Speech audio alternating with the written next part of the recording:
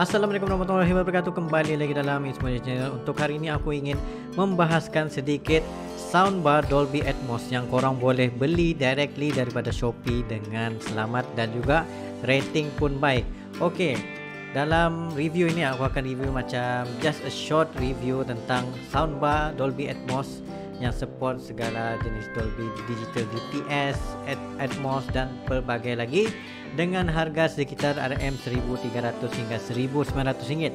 Kerana bila kita cerita tentang Dolby Atmos punya kualiti ni, dia merupakan 3D surround sound dan memerlukan harga memang akan pergi kepada RM1,300 ke atas lah.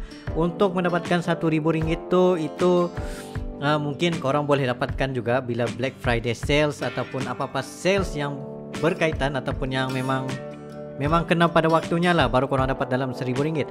Kalau tidak, standard price dalam RM1,300 ke atas sampai RM3,000 pun ada. Tapi ini aku bagi tahu dalam budget range RM1,300 hingga RM1,900. So yang pertama kita akan tengok kepada Sony HDX 8500. Ini merupakan salah satu soundbar yang tidak memerlukan dia punya subwoofer pun, tapi dia punya soundbar sendiri ialah subwoofer, treble, mid dan segala jenis speaker ada, dengan dia ada powerful built-in bass. Dan harganya dalam sekitar RM1,500 ataupun RM1,300 pun korang sudah boleh dapat dengan Dolby Atmos DTS:X single soundbar with built-in subwoofer, dan juga dia boleh macam simulated dalam 7.1.2 surround sound. Begini keadaannya, dan juga dia punya remote control pun agak neat juga, macam kecil gini, 4 segi. Sebab macam aku menggunakan soundbar Sony HD20R, kalau tidak silap dalam nama dia begitu.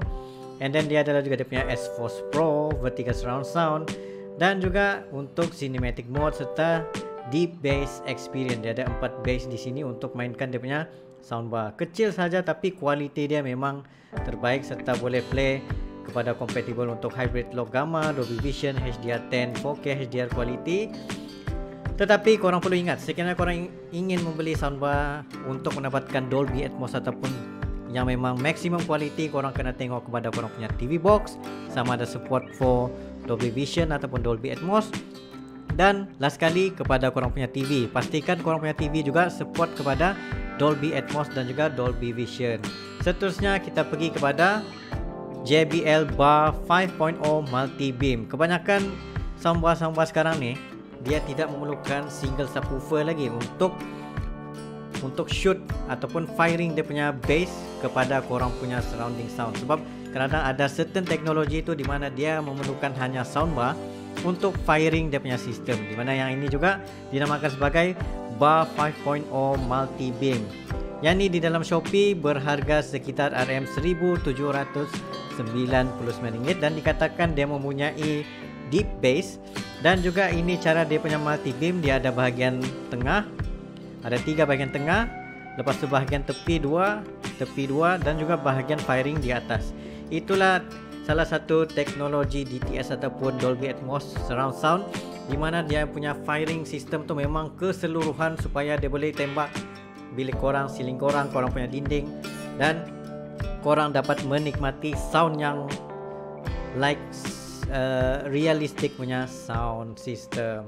Dan yang paling penting ialah korang kena pastikan korang punya HDMI itu support kepada HDMI eARC, di mana dia akan lalu pass through dalam 30 MB ke atas. Kalau rendah daripada itu, dia akan jadi macam just a standard stereo sound. Seterusnya kepada Sharp, iaitu yang berharga sekitar RM1,500, Sharp Dolby Atmos soundbar with wireless subwoofer HDSB. Yang ni pula dia available wireless subwoofer. Okey, ini bagi aku macam agak menarik juga kualiti Sharp ni, sebab ini aku just select beberapa produk yang memang sudah lama dalam dunia penggunaan soundbar ini. Dan ini merupakan jenis 3.1 channel, di mana dia ada subwoofer system dan juga Dolby Atmos dia. Di bahagian sini juga ada dia punya treble mid system juga di sini. So korang boleh tengok di sini beberapa dia punya pandangan tentang soundbar ini. Dia ada macam ada beberapa jenis speaker Tetapi bagi aku macam 3.1 itu tidaklah mencukupi sangat lah. Walaupun dia mempunyai max power output sehingga 440 watt, tapi in term of penggunaan subwoofer tu kadang-kadang ada juga yang certain subwoofer yang terlalu basic punya. Tapi so far macam Sharp punya quality ni agak smooth juga dia punya bass. Dan juga dia mempunyai equalizer untuk mendapatkan different sound of modes. Seterusnya kepada LG SN8Y dengan 440 watt, iaitu berharga sekitar RM1,900. Yang ni dikatakan bila menggunakan LG ni dia jenis yang high res Meridian technology. Tapi bagi aku penggunaan kepada LG ni dia bukanlah deep bass yang ada pada macam JBL ataupun Sony, tapi LG ni lebih kepada macam just a nature sound system di mana korang boleh dengarkan dia punya high res resolution just quite nice. Bagi orang yang tidak mementingkan terlalu deep bass tu, korang boleh mendapatkan juga LG punya produk. Maksudnya dia just natural as it is. Maksudnya korang boleh macam korang berada di hutan gitu korang boleh dengarkan this kind of quality yang diproduce oleh LG.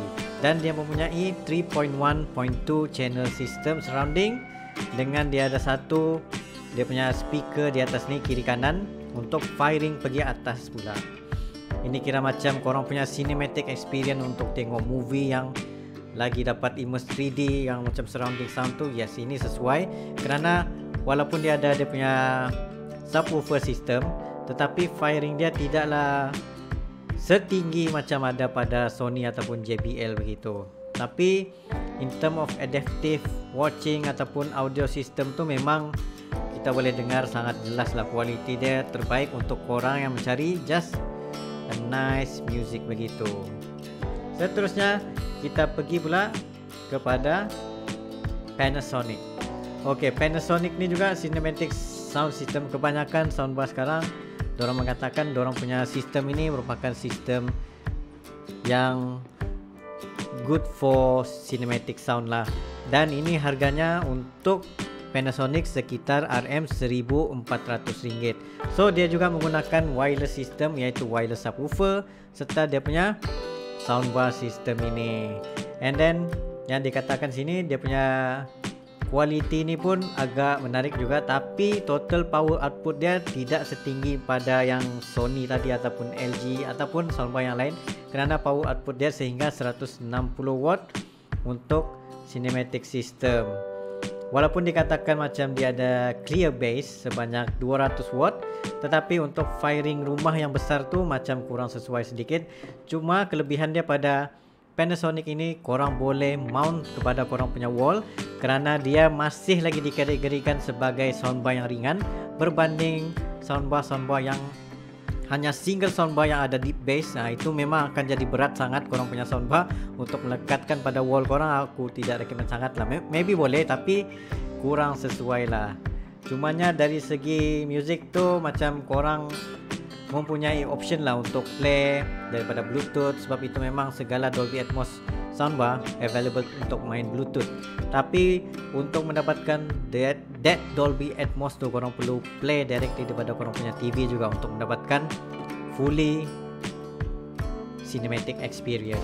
Seterusnya pergi kepada Philips. Philips pun bagi aku macam dia just menggunakan 3.1 channel system yang menggunakan wireless subwoofer, powerful cinematic sound. Dan Philips ini berharga sekitar RM1,700. Dan kalau kita tengok di sini, kebanyakan soundbar zaman sekarang ni Dolby Atmos ke apa, dia akan support sehingga 3.1 channel sahaja. Ataupun kalau yang lebih pun sampai 5 channel ataupun yang lebih 7 channel gitu, dia harganya mungkin akan mencecah lebih daripada RM2,000-3,000 begitulah.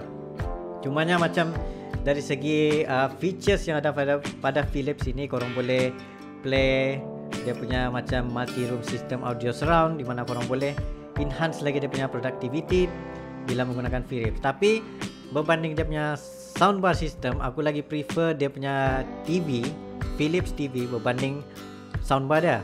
Tetapi kalau korang macam ada Philips TV korang boleh beli dia punya subwoofer Philips juga, supaya synchronization di antara TV dan juga subwoofer korang lagi cantik dia punya playing sound. Maksudnya dari segi high end high res punya quality tu dia boleh sampaikan dengan jelas. Seterusnya kita pergi kepada Samsung Q600A soundbar. Yang ni ayah mertua aku ada beli, jadi aku macam ada experience sikit. Dengan harganya sekitar RM1,500 dan dia support kepada Dolby Atmos surround system. Dan bagi aku Samsung punya quality ni dia macam treble dia jadi terlalu crisp lah.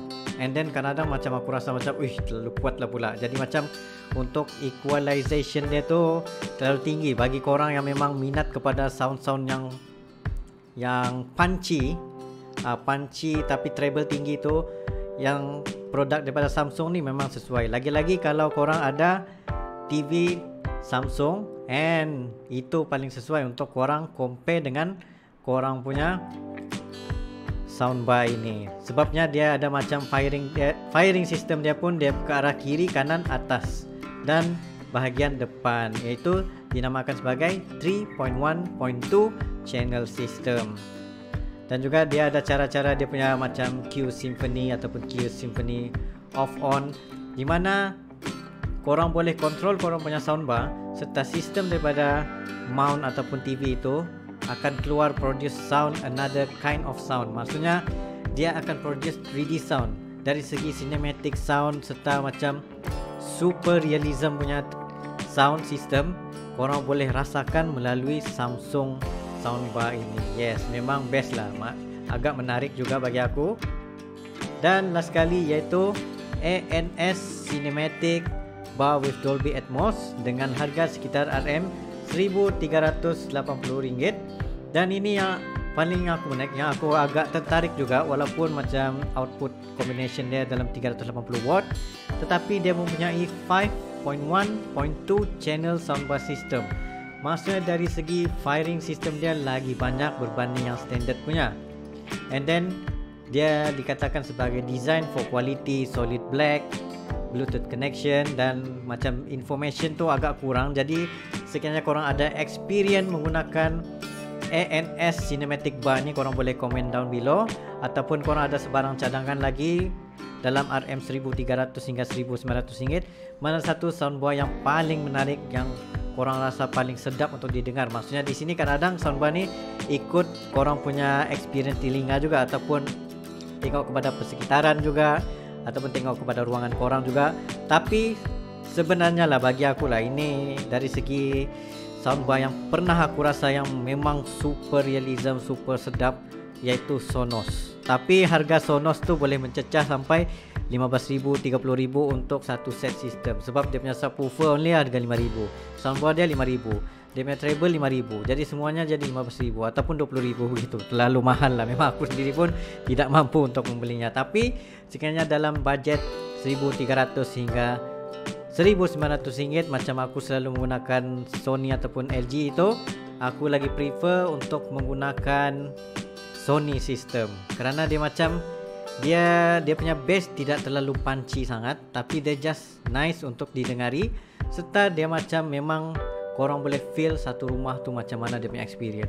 Tapi sekiranya korang ada sebarang experience menggunakan salah satu soundbar ini, just comment down below untuk kita berkongsi apakah pengalaman ataupun pros and cons yang ada pada soundbar itu. Itu sahaja daripada aku. Thank you very much for watching. Jumpa lagi next time.